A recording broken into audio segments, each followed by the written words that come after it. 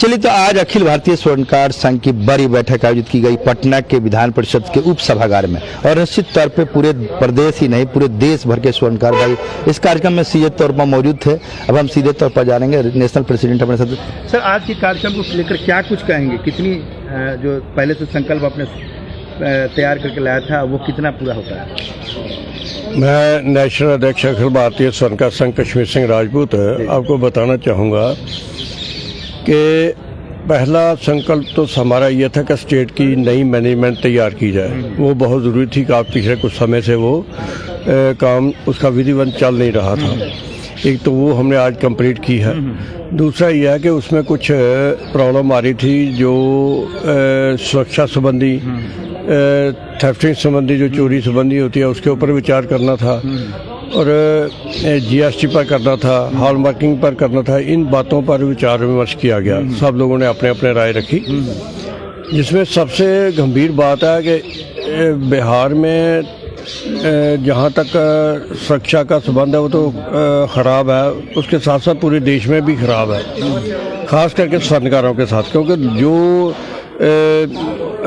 समाज विद्रोही लोग हैं, जो कानून को ना मानने वाले बदमाश टाइप लोग हैं, उनको ये थोड़ी सी कमज़ोरी हमारे स्वर्णकारों स्वर्ण व्यवसाय संबंधी मालूम हो चुकी है कि अगर यहाँ कहीं छोटा मोटा हाथ भी लग जाता है तो काफ़ी पैसा आ जाता है। बैंकिंग से दूसरी जितने भी आर्थिक व्यवसाय से संबंधित अदारे हैं, वहाँ पर सरकार ने कोई ना कोई सुरक्षा संबंधी कोई ना कोई रास्ता रखा होता है। हम लोगों के पास कोई सुरक्षा का अपना निजी कोई साधन नहीं होता।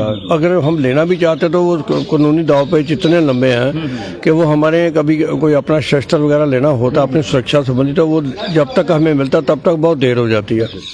तो ये हमारी बड़ा मुद्दा है। हाँ, सुरक्षा बहुत बड़ा मुद्दा बन चुका है। एक तो ये है, तो हम ये चाहते हैं कि सरकार को इस पर थोड़ा नरम कोना रखे। हमें पूरे भारत में बिहार में तो स्वर्णकार भाइयों ने सरकार से डिमांड की थी, तो उन्होंने कहा कि थोड़ा लचीला व्यवहार किया जाएगा और जहां तक होगा अधिक से अधिक लाइसेंस देने की प्रक्रिया। नहीं, ये कहने से और करने में बहुत फर्क है।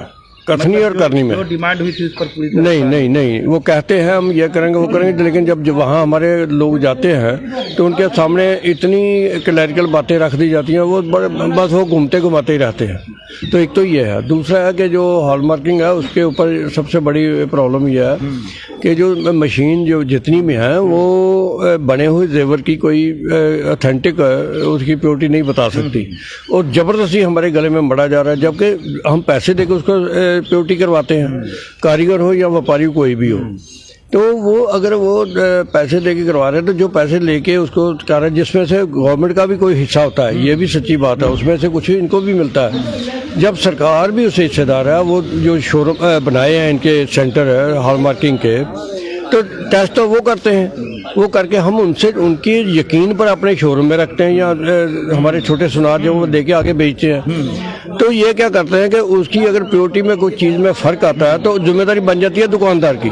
भाई वो क्या जिम्मेदारी, जब तक हम पैसे वो देके करवाया होता है डुप्लीकेटिंग मामला। हाँ, तो वो जिम्मेदारी तो होनी चाहिए हॉलमार्किंग सेंटर की। क्या लगता है कि आज जो बैठक में जो तय हुए उसमें जो मेमोरेंडम तैयार होगा वो सरकार के साथ भी शेयर करेंगे आप? बिल्कुल करेंगे जी, वो तो उसका तैयारी और दिया भी है। हमारे MLC हैं जीवन जी और हमारे पूर्व राज्यसभा मेंबर थे कैलाश सोनी जी और कुछ और भी अधिकारी यहाँ आए थे, उनको दिया भी है। वो आ गया, बात उसको फॉरवर्ड करके मैं खुद भी इसके ऊपर पूरी कार्रवाई ऑफिशियल करके। बहुत सुंदर आपने कहा, निश्चित तौर पर इस प्रक्रिया को आगे भी बढ़ा। फिलहाल इस खबर को लेकर क्या कुछ सोचते हैं, निश्चित तौर पर अपनी प्रतिक्रिया हमें कमेंट के माध्यम से दें। अंत में एक खबर आपको अच्छी लगे तो बिहार वार्ता को लाइक करें, सब्सक्राइब करें, इसे अधिक से शेयर करें ताकि इसकी जानकारी अधिक से लोगों तक पहुंचे और वे इसका लाभ उठाएं। बिहार वार्ता से जुड़ने के लिए आपका बहुत बहुत धन्यवाद।